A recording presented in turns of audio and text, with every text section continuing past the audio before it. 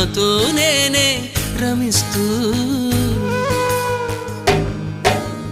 ఒంటరినై అనవరతం కంటున్నాను నిరంతరం కలల్ని కథల్ని మాటల్ని పాటల్ని రంగుల్ని రంగవల్లుల్ని కావ్య కన్యల్ని ఆడపిల్లల్ని జగమంత కుటుంబం నాది ఏకాకి జీవితం నాది